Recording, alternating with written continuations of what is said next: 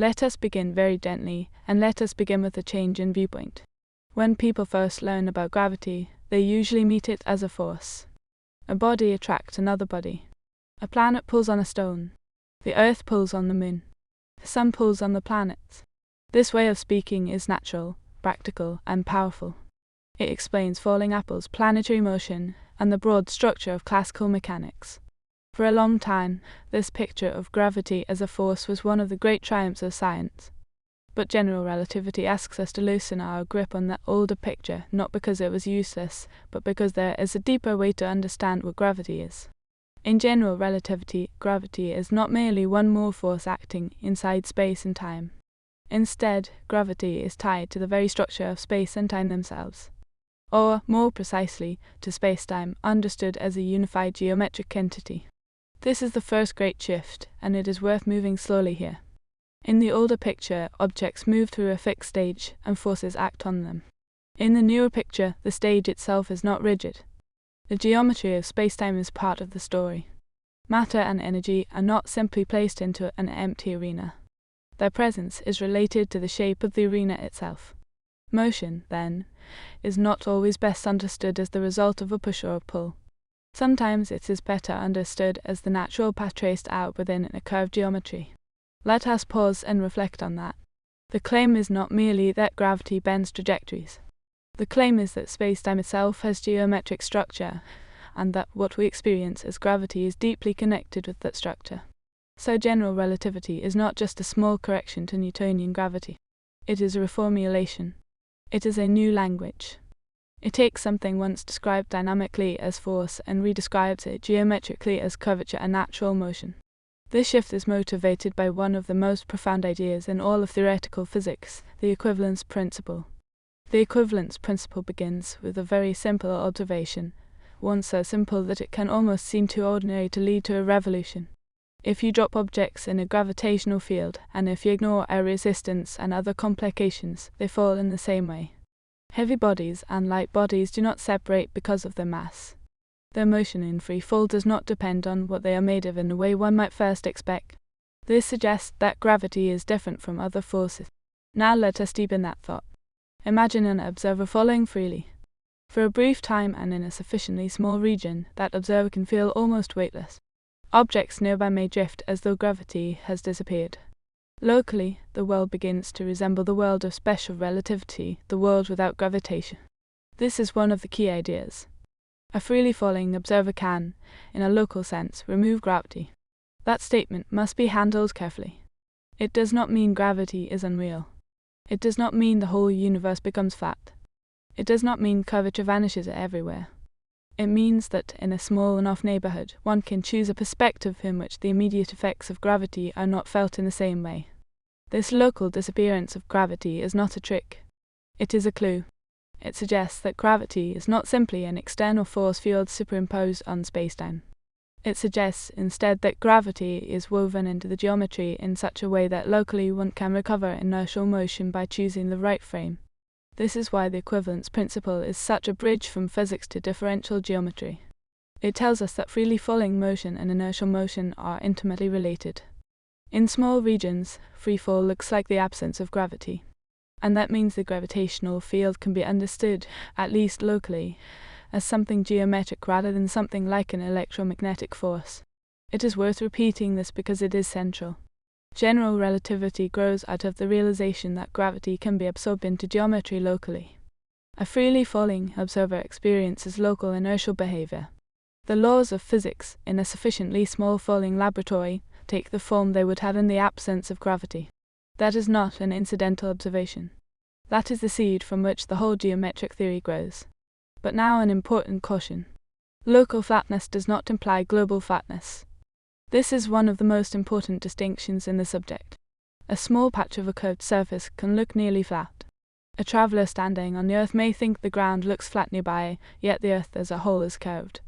In much the same way, spacetime can look locally Minkowskian, locally inertial, while globally possessing curvature. So when we say that free fall removes gravity locally, we do not mean that spacetime everywhere is flat. We mean only that around each event, in a sufficiently small region, There is a local approximation in which gravitational effects can be transformed away to first order, and so the equivalence principle gently leads us toward geometry. If gravity can be locally transformed away, then perhaps what we call gravity is not a force in the ordinary sense, but a manifestation of how space-time is structured. The path of a falling body then becomes something like a straightest possible path in a curved setting. This brings us naturally to the big picture of Einstein's field equations. Before saying anything technical, let us hold on to the guiding intuition. In general relativity, geometry and matter are in dialogue. Spacetime is not passive, and matter is not isolated. Matter and energy influence geometry. Geometry influences motion. This mutual relation is one of the most beautiful features of the theory. A famous summary says that geometry tells matter how to move, and matter tells geometry how to curve. That sentence is compact, but it deserves to be unfolded very slowly. Geometry tells matter how to move. This means that once the spacetime metric is known, once the geometric structure is given, particles and light do not need a Newtonian gravitational force to explain their motion. Their free motion is determined by the geometry. They follow the natural paths associated with that geometry. Matter tells geometry how to curve. This means that the distribution of matter, energy, momentum, and pressure is not merely contained in spacetime as if in a box. Instead, it acts as a source for curvature. Different physical contents produce different spacetime geometries. A vacuum region behaves differently from a region filled with radiation or fluid or stars or collapsing matter. It is worth repeating that Einstein's equations are local in form. They describe relations at each point, or more accurately in infinitesimal neighborhoods. But their consequences are global. Local curvature relations, when taken together across a manifold, determine the large-scale structure of spacetime. So one should always keep in mind this interplay between local law and global behavior. A local geometric equation can govern black holes, cosmological expansion, gravitational lensing, and the entire causal architecture of a universe. Let us pause and reflect. The equations do not merely decorate an already given spacetime. They determine which spacetimes are possible under given physical conditions. So in general relativity, one does not first choose a spacetime and then later add gravity. The gravitational field is the geometry of spacetime itself. Now, in order to say what kind of matter and energy are present, we need a mathematical object capable of encoding more than just amount. A simple density is not enough. Matter does not merely sit there with a single numerical value. It flows. It has momentum. It exerts pressure. It can carry stresses. Radiation moves differently from dust. Fluids press in all directions. Anisotropic matter behaves differently from isotropic matter. So the source of spacetime curvature must be described in a richer way. This is where the stress-energy tensor enters. The stress-energy tensor is one of the central objects in general relativity, and it is worth approaching it with patience. It is a tensor because the physical content of matter and energy depends on direction and on the observer's state of motion. A scalar alone cannot capture this. A single number at each point would tell us too little. It might tell us how much energy density is present in one frame, but it would not capture momentum flow or directional pressure or internal stress. The stress-energy tensor encodes energy density, momentum density, energy flux, pressure, and stress in one unified geometric object. It tells us not only how much matter or energy there is, but how it is moving and how it acts internally. This is precisely why general relativity needs a tensorial source rather than a simple mass density. Spacetime geometry is sensitive to more than just static mass. Pressure matters. Radiation matters. Momentum matters. All of these contribute to curvature. It is worth repeating this because it often surprises people. In general relativity, pressure can gravitate. Momentum can gravitate. Radiation gravitates. The source of curvature is not only mass in the everyday sense. It is the full physical content encoded in the stress-energy tensor. So when we say matter tells geometry how to curve, we really mean that this tensor, this structured encoding of physical content, serves as the source term in Einstein's equation. Different forms of matter produce different curvatures because they correspond to different stress-energy tensors. A cloud of dust, a perfect fluid, an electromagnetic field, an empty space all enter the equations in different ways. Let us pause and summarize where we are. We began with the shift from force to geometry. We saw that the equivalence principle motivates the idea that gravity can be locally absorbed into inertial structure. We then widened the view and said that Einstein's equations relate spacetime curvature to physical content. And we now understand that the relevant physical content is encoded not by a mere number, but by the stress-energy tensor, which records matter, energy, momentum, and pressure. Now let us turn to motion itself. Once a spacetime metric is known, how do particles and light move? In Newtonian language, one might ask what force acts on them. But in general relativity, the better question is, what are the natural paths determined by the geometry? These natural paths are geodesics.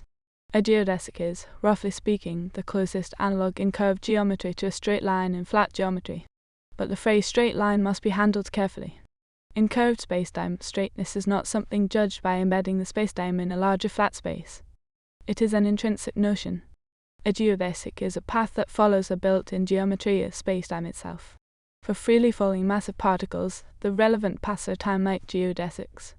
For light, they are null geodesics. These distinctions are conceptually important. A massive observer traces out a world line with proper time along it. Light follows a limiting kind of path, one that is not time-like yet is still part of the causal structure. Both are determined by the metric, and neither requires a Newtonian force pulling objects through space. It is worth repeating that free motion is geometric motion. A planet orbiting a star, in the relativistic description, is not best imagined as being continually yanked from a straight path by a force in the old sense. Rather, it is following a path determined by the curved spacetime around the star. The curvature guides the motion.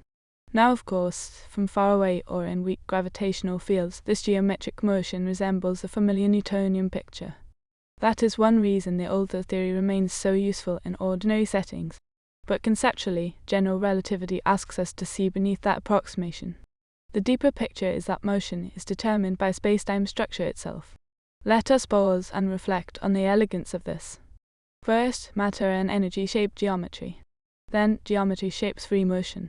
So there is a coherence to the theory. The source side and the motion side fit together. Geometry is not merely a background decoration. It is active in a precise and intelligible sense. A very important example of all this is Schwarzschild spacetime. Schwarzschild spacetime is the simplest non-trivial exact solution of Einstein's equations, and it plays a role almost like that of a first laboratory in relativistic geometry. It describes the spacetime outside a static, spherically symmetric mass, assuming no charge and no rotation. So one can think of it, at least initially, as the geometry outside an idealized star or planet. This spacetime is important not only because it is solvable, but because it teaches us how geometry can encode physical features that have no true Newtonian analog in the same geometric depth. The solution reveals how time and radial distance are shaped around a central mass. It displays symmetry very clearly, and it introduces structures that become central later, including horizons. Let us move slowly here. Schwarzschild spacetime is not the geometry everywhere inside and outside any realistic object. It is an idealized external solution. Yet it already shows the power of general relativity. Even in vacuum outside the mass, spacetime is not trivial. There may be no matter in that exterior region, yet the geometry there still carries the imprint of the central source. That point is worth repeating. Vacuum does not necessarily mean flatness. Empty space in general relativity can still be curved. Curvature can persist in regions where the stress-energy tensor vanishes, because the global geometric structure reflects surrounding or past sources. Schwarzschild spacetime is a prime example of this. Its radial structure is especially important. Moving inward is not just moving closer in an ordinary Euclidean sense.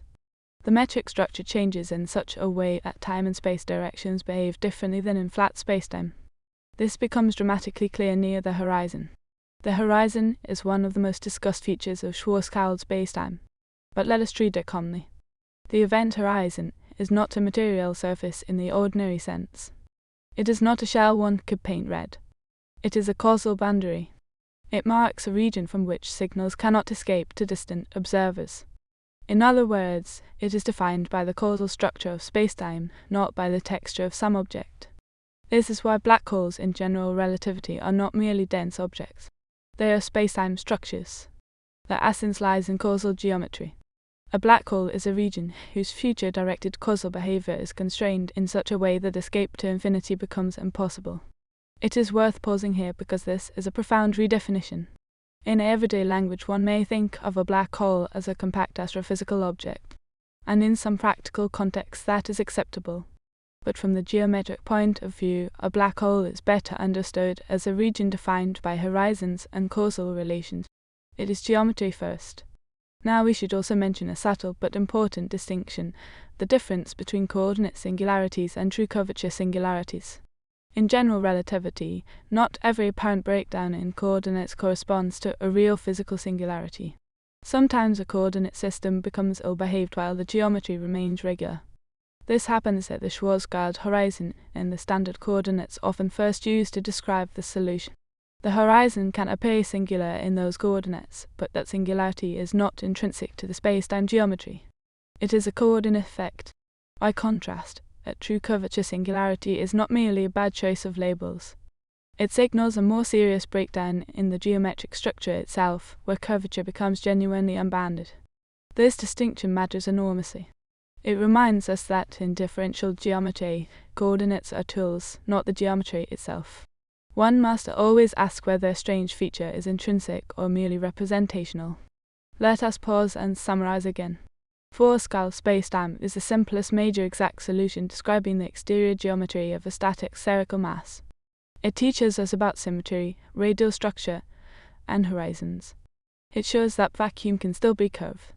It introduces the event horizon as a causal boundary, and it helps us learn the crucial distinction between coordinate artifacts and real geometric singularities. Now let us turn toward time itself, because one of the most striking consequences of curved spacetime is that time does not run uniformly in the gravitational sense. In general relativity, clocks based in different gravitational environments do not in general remain synchronized in the way one might expect from older intuition.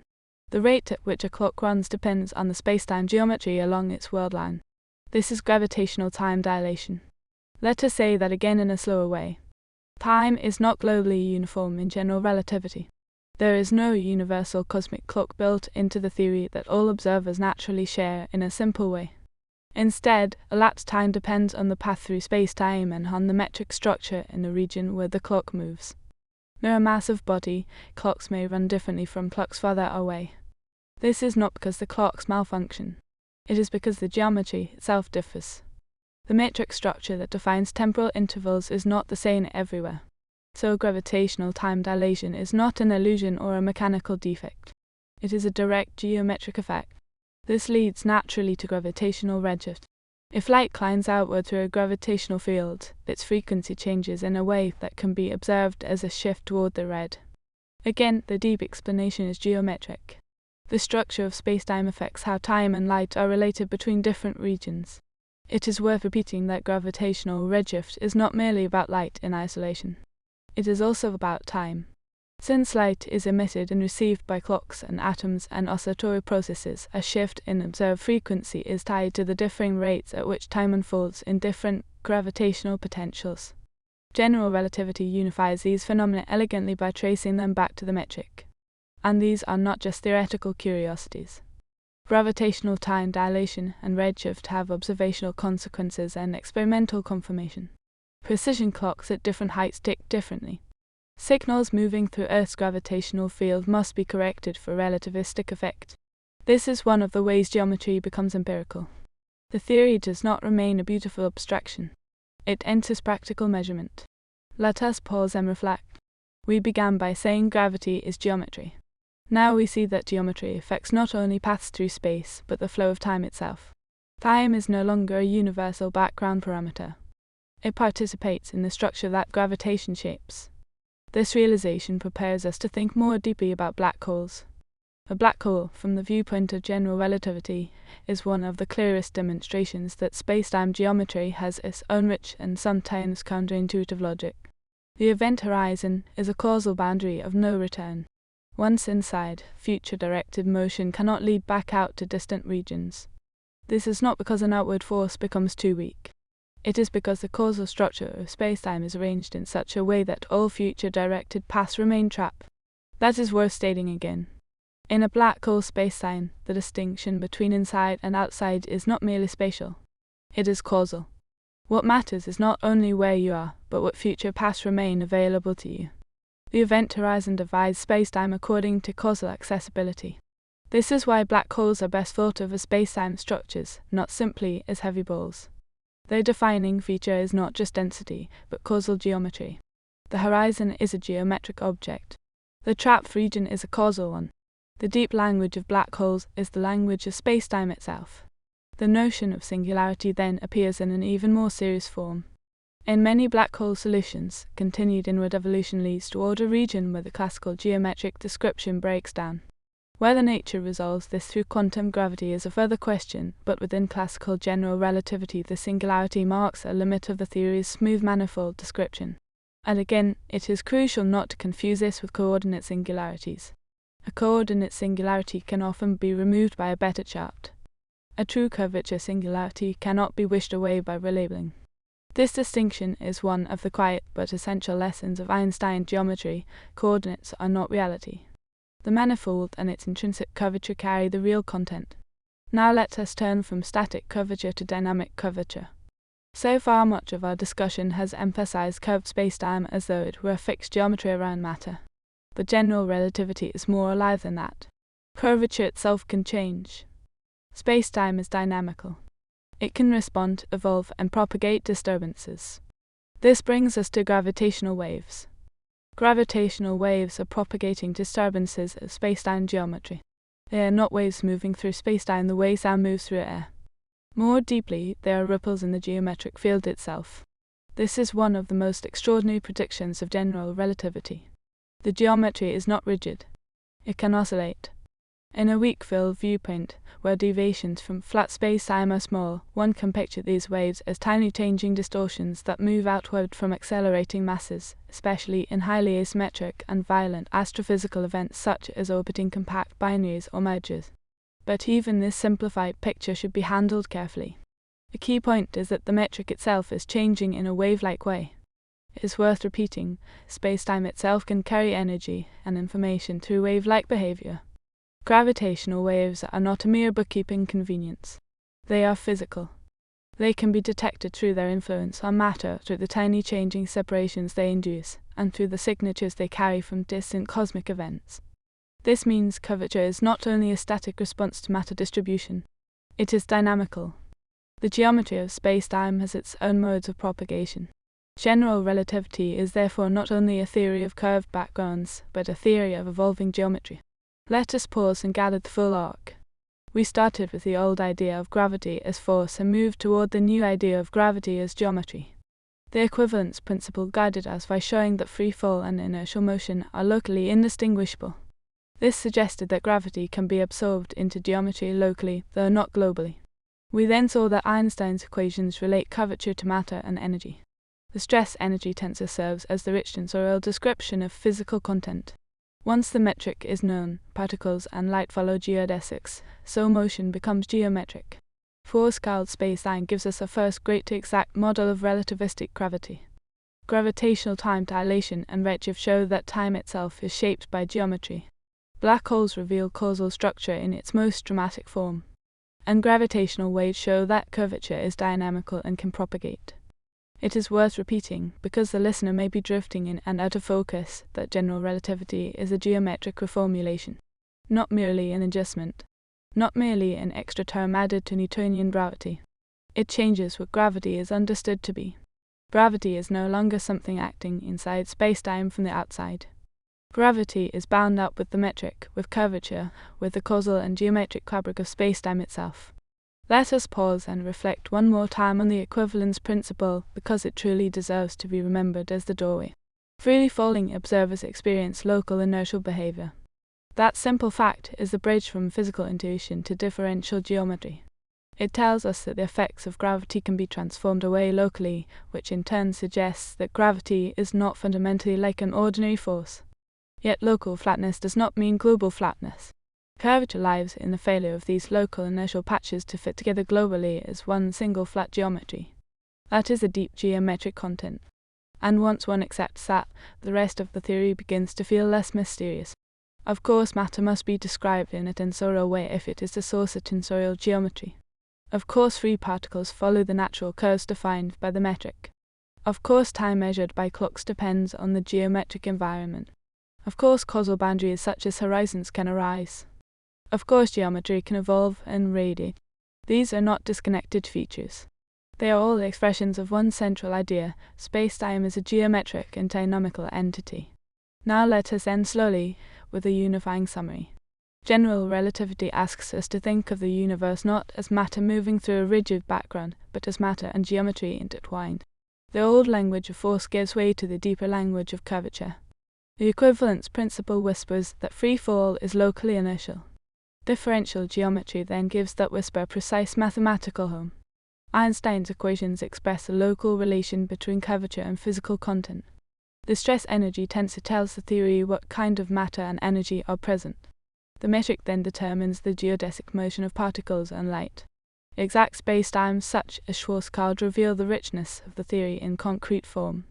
Time itself becomes variable across geometry. Horizons reveal causal structure. Singularities mark the limits of the classical description. And gravitational waves remind us that spacetime is not frozen, but alive with dynamical possibility. So when one studies Einstein geometry, one is not studying an ornament attached to physics. One is studying the very grammar in which gravitation is written. Curvature, causality, motion, energy, and time all become parts of one coherent geometric vision. And perhaps that is the most restful and profound thought with which to conclude, that in general relativity, the universe is intelligible through shape. Not shape in the ordinary visual sense alone, but shape in the deepest structural sense. The shape of spacetime determines motion. The contents of the universe shape that spacetime in return.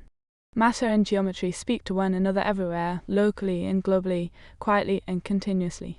It is worth repeating one last time that this is the heart of the theory. Geometry tells matter how to move, and matter tells geometry how to curve.